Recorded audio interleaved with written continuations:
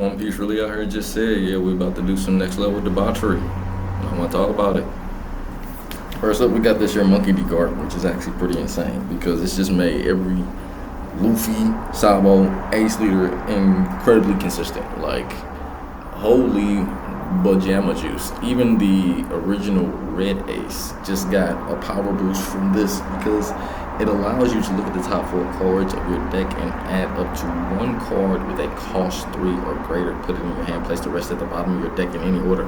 This is banana sauce because it's any card that is cost 3 or greater. It doesn't matter. So even if you're playing a multicolored ace that is red, aka the blue and red ace coming out here shortly, then this card is going to be helpful for just finding all the key pieces that you want to find for particular situations that you're in, or find exactly what you want for exactly what you need. It's very, very much going to make it so that, like I said, red Sabo or red black Sabo, the original red black Sabo, also just got a super big buff out of this. The yellow and red Sabo also just got a super big buff out of this.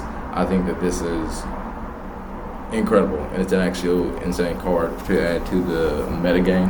And once this thing drops, you're going to see that it's going to add a lot of consistency to a lot of old leaders and make it to where a lot of old leaders are a lot more playable, in my opinion. And this isn't even just meta talk. This is just in general. These cards are just going to make certain leaders just a little bit more viable, a little bit more stronger to play. And like I said, when it comes to Red Black Sabo, the original Red Black Sabo, and some of the cards that just revealed, then yeah, I believe so. Now this card is pretty cool. It's just pretty much a Electric Luna for Supernova. I'm not really here to go over that one. You can see that some other time. This card though, I did want to talk about this Monkey D Dragon. This costs 7,000 power, Revolutionary Army, counter 1,000. All good, all great. It's a 6 cost, 7,000 power. It's got a counter 1,000. It's got a once per turn. When a Revolutionary Army type character will be removed from the field by your opponent's effect, you may instead give this character minus 2,000 power for this turn. And again, in the original Red Black Sabo, this is going to be huge. This is going to be real big because now you have 2 ways of protecting your creatures for a turn. What they cost 6 on board, that's also applying pressure, and you have a way of keeping, let's say, a lot of your units alive based off of just this creature. You get multiple of these on board, your opponent cannot remove any of your units.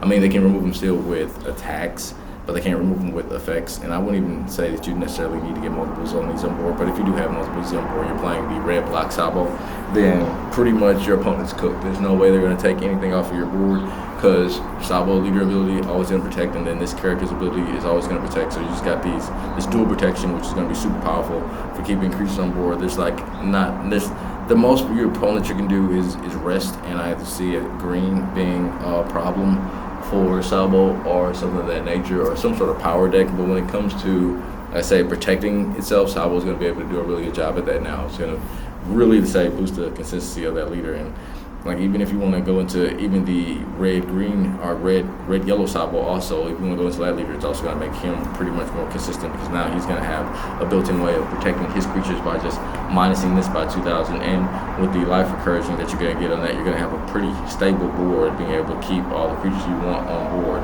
especially for the low cost of just minusing that by 2,000. This next card that I want to talk about is this Vista. It's a 6 cost, 8,000 power Whitebeard, double attack.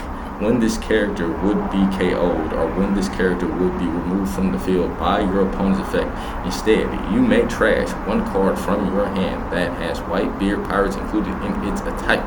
So this is really good for any of the aces that currently exist, whether it be blue-yellow or whether it be blue-red or whether it be Marco, which is another blue-red. This is going to be great for any of those Whitebeard decks because his effect is really, really good. You double attack when an 8,000 stat body means your opponent's going to have to give it up, or they're just going to take the hits.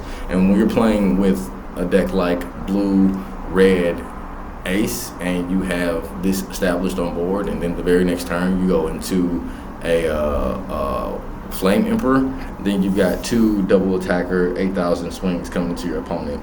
And that means that they're going to drain life really fast. I think it sounds like Ace is going to be draining your opponent's resources very fast, especially when you add this into the mix. Yeah, going into this on the 6-9 turn and then going into Flame Emperor the turn after to also KO a character while also applying a massive amount of pressure to your opponent's life Yeah, you'll give them hand size, but guess what? You also have access to pudding.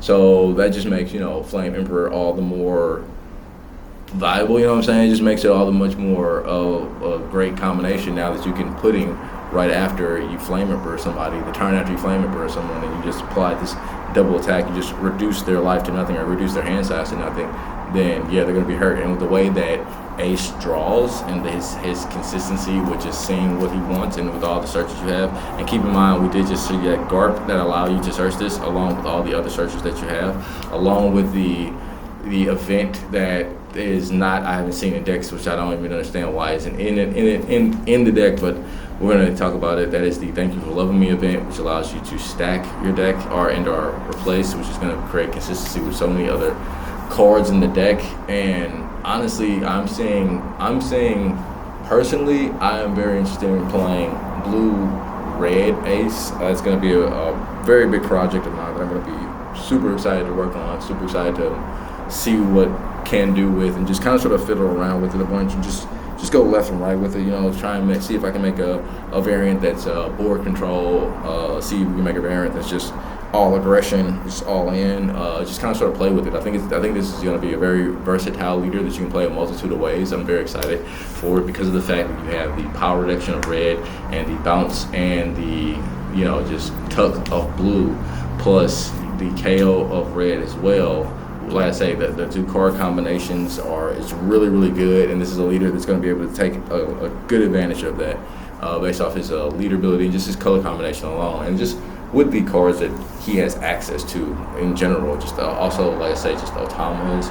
Even if you're not running automas, just say the Flame Emperor in and of itself is insane. Leader skill, it's just Ace is just very, very good right now. I'm very, very, very, very excited for Ace. I'm excited for blue, yellow Ace. I'm excited for red, blue Ace. I think both of these leaders are going to be very, very strong, and I can't see what to do with them in the future. And like I said, this isn't like meta talk. This is just like general my opinions on these cards. If these do become meta, then I can see that very much happening. I can see blue, yellow Ace coming meta soon. I can see red, blue Ace being very meta relevant, built correctly. I very much see that.